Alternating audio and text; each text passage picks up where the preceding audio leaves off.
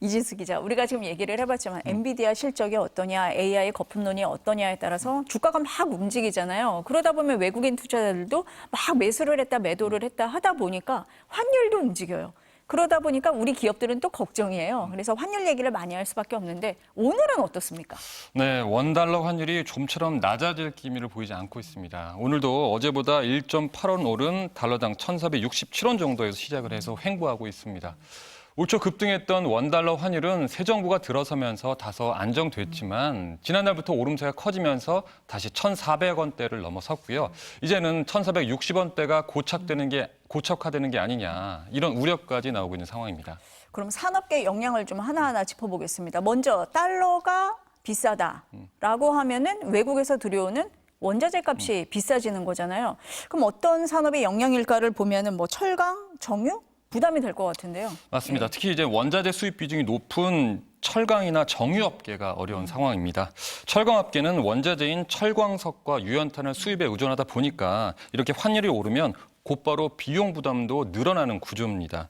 게다가 이제 미국에 최대 50%의 고관세를 내고 있으니까 이게 이중고가 되고 있고요. 중국 철강 기업들과 저가 경쟁을 하고 있거든요. 그래서 수출도 쉽지 않은 상황입니다. 그리고 이제 원유를 전량 해외에서 사들이고 있는 정유사도 상황이 어려운 거 마찬가지입니다. SK 이노베이션은 3분기 말 기준으로 환율이 10%가량 오르면 법인세 차감 전 순이익이 무려 1,544억 원 감소할 수 있다. 이렇게 분석을 했는데요. 그런데 이런 업종은 뭐 일정 부분 환율 상승 부분을 했지. 그러니까 이제 회피해서 손실을 줄일 수가 있어요.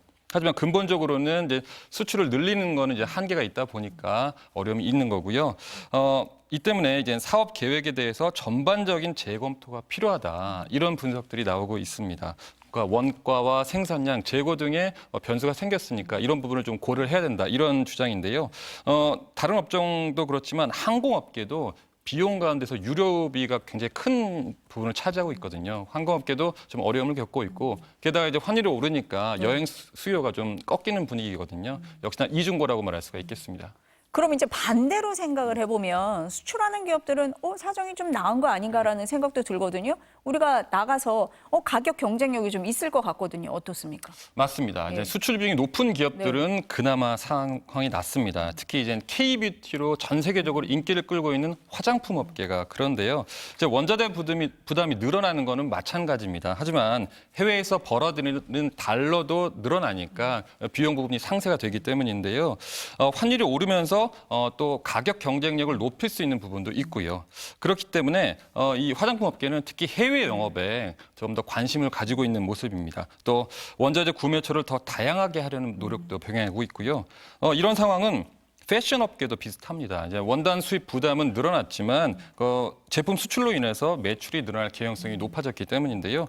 다만 이런 대외 변수가 생겼을 때 업종별로 차이가 있지만 중소기업은 전반적으로 어렵습니다. 왜냐하면 이제 즉각적인 대처가 어렵기 때문인데요. 원료를 수입해서 가공한 뒤에 이제 다시 그 수출하는 중간재 수출 기업들이 많거든요. 이 때문에 더 취약하다 이렇게 분석이 되고요. 정부도 이런 부분 때문에 대책 마련에 고심하고 있습니다.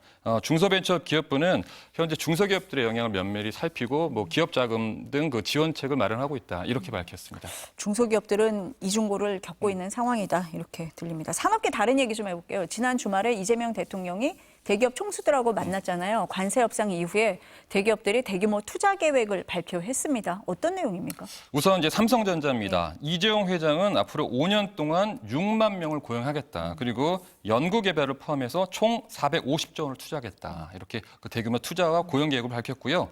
그리고 이제 관세 협상 타결로 가장 큰 수혜를 본 현대자동차 정의선 회장은 연간 25조 원씩 5년간 125조 원을 투자하기로 약속을 했습니다. 현대차 역사상 역대 최대 규모의 투자고요. AI와 로보틱스 등 미래 신사업 분야 그리고 연구 개발에 거액을 투자하고 채용 규모도 내년에는 1만 명으로 늘리겠다 이렇게 밝혔습니다.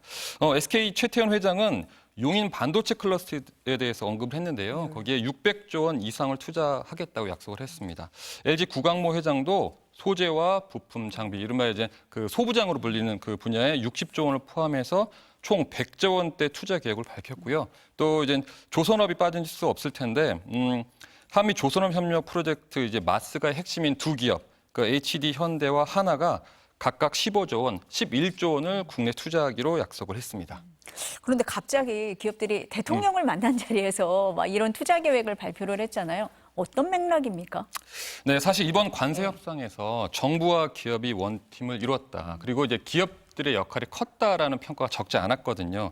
그 실제로 이재명 대통령은 이날 기업인들에게 이번 한미 협상이 잘 마무리가 된 건 전적으로 기업인들의 헌신과 노력 덕분이다. 이런 취지로 감사한 마음을 전했습니다. 뭐 이런 감사 인사 그리고 또 관세 협상 타결 소식에 화답을 하듯이 기업들이 대규모 투자 계획을 발표를 한 거고요. 그리고 곧바로 이어진 이 대통령의 아랍에미리트 순방에도 기업인들이 대거 동행하면서 정부와 기업의 원팀 기조가 이어지고 있는 분위기입니다. 그리고 또 하나 더 있는데요.